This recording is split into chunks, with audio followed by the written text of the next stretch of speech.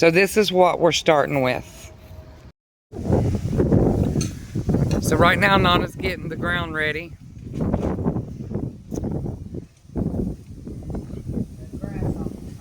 Getting the grass off the top, and I'm picking out the plants of what we're going to do. I think we're going to do Cherrylicious tomatoes because the ones on the end in the far back, I do believe is Cherrylicious tomatoes. So we got 4 more of those. We're going to put them there, and then beside them, I'm going to pick out a pepper. Look at your baby.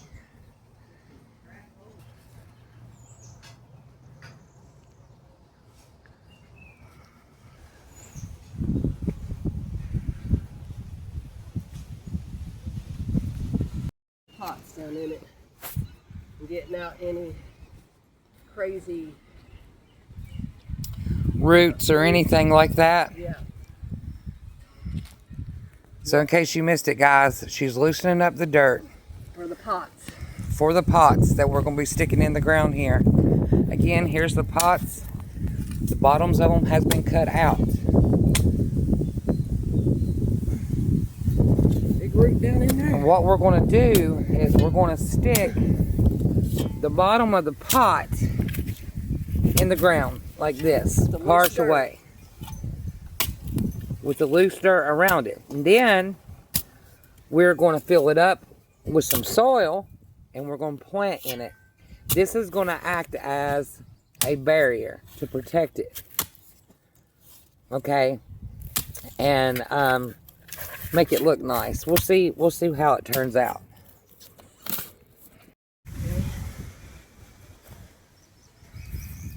Yep.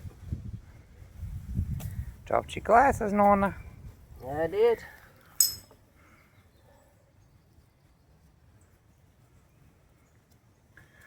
Again. Just for the record, guys, normally I would be helping her do this, but I've got to video this because LJ is cooking. When his feet hits the floor, he's got to fix something to eat. Okay.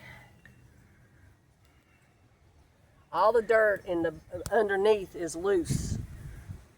I took the shovel and loosed all the dirt underneath. So the roots is going to grow down into the ground, but the dirt has been loose. Loosened. See that, guys? How she's pushing it in there? And you know, so this helps 2 issues. Okay. When you go to buy dirt, it's expensive. If anybody's ever went into the store and bought soil, it can cost a pretty penny, okay? This will help create a soil base at the bottom, and then when you go to plant it, you put in more soil, of course, but it helps. And you know, with this soil here, it's kind of sandy, right? So it's going to help with the drainage as well. So we're basically planting in a pot, but In the ground.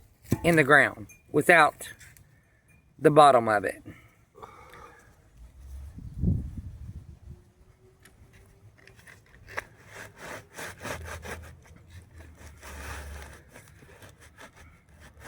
Okay, so in these 4 pots is going to be Cherrylicious tomatoes, because I do think these are Cherrylicious tomatoes. So I'll be back once we get them in. Okay, so here's the tomatoes. Now, okay, so tomatoes is usually a full sun type of plant. And we do have shade here. Okay. Now this is an experiment to see what these guys do. In Florida, it might be a good experience. it might be good being in Florida, because we don't have, most gardeners don't have a lot of luck with tomatoes. I grew tomatoes last year. I put them in the full sun. like I was told to do, and I'm just going to tell you that was like a failure, a major failure. We did have a few tomatoes, but they would start to split on the vine, and there really wasn't enough to justify all the work that you put into one single tomato plant. So these guys seem very happy and healthy. So I started this as an experiment to see what happens. So far, it's doing well. So, and it's in a tire. So I'm not telling you to go do this and put your tomatoes in a shade or anything like that. I'm just telling you we are experimenting. Okay? If you live in the north, do what it says. Put your tomatoes in the sun. But the sun here is really, really devastating to your plants, I think. Especially in summer, full sun. So, right here. Blankets cost $100, $200, $300. Oh, really? Yeah. So I didn't know that. Nona says that, you know, shade blankets can cost anywhere between $200 to $300. So nature is providing shade here. So let's see what happens. It's an experiment, right? So our next one is going to be peppers in this plot that she's doing right now. So I'll come back and show you what we're doing with our peppers. Okay, so this is what we come.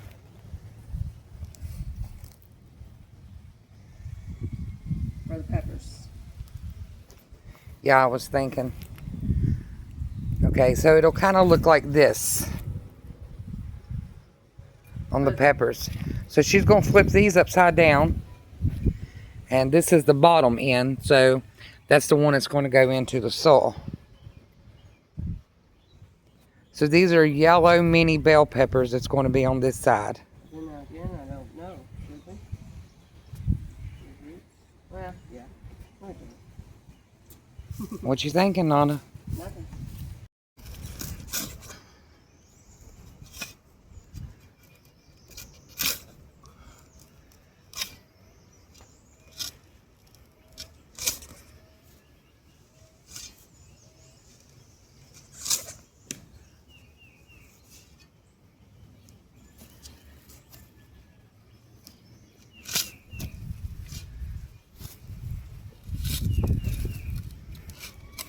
Don't me. Okay. Now she's pulling out all the roots. It won't be all of them, but So our babies won't be competing for nutrients for grass. yep.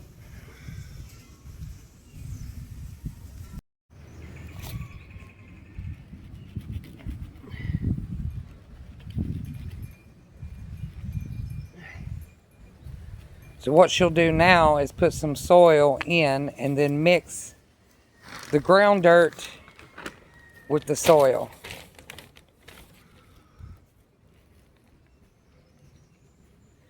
Now again, guys, we're not saying this is a professional take on this, so I mean, if you want to try it, great. That's why we're showing you what we're doing. If you want to wait until we experiment this and say it's a success or fail, then that's up to you as well.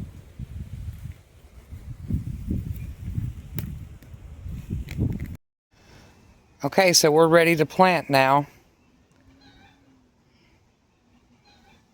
I'll be back as soon as we get them into the pots. Okay, so here's the finished product of them being planted. So again, this is Cherrylicious tomatoes, and this is mini bell yellow tomatoes. Okay, so this is finished now. Up here we have the Cherrylicious tomatoes, and then here we have the mini bell yellow peppers.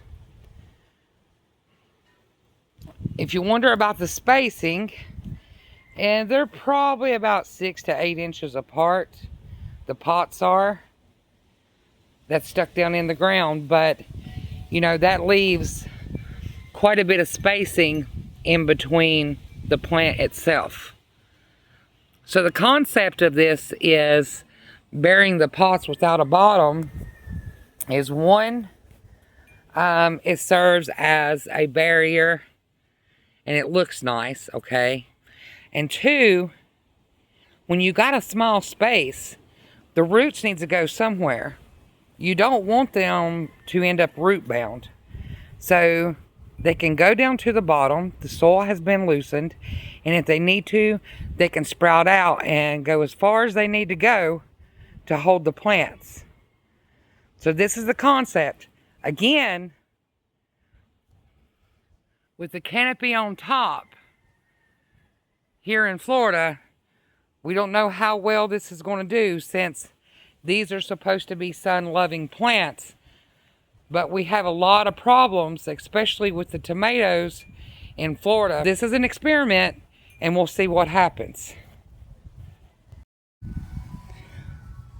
Okay, so it's the next day, and we planted 6 more, and these are also tomatoes.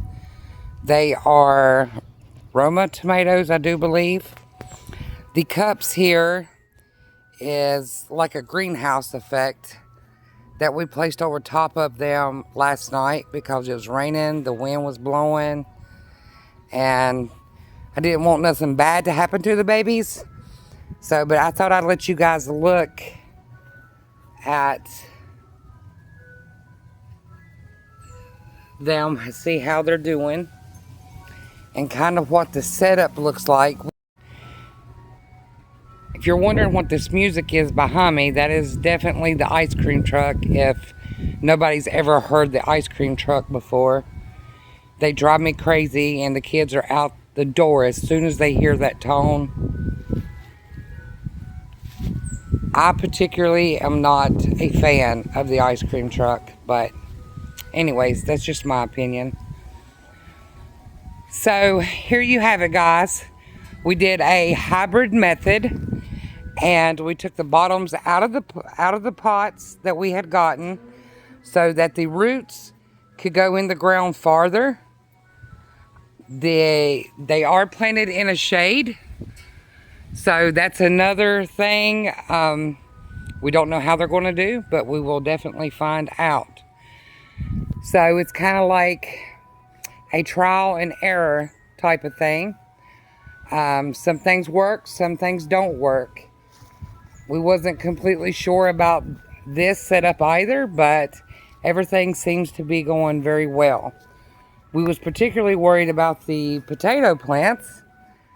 These are blue potatoes, by the way. And we was like, they're not going to do that. They're not going to grow in that. But they're growing. They look great. They look healthy.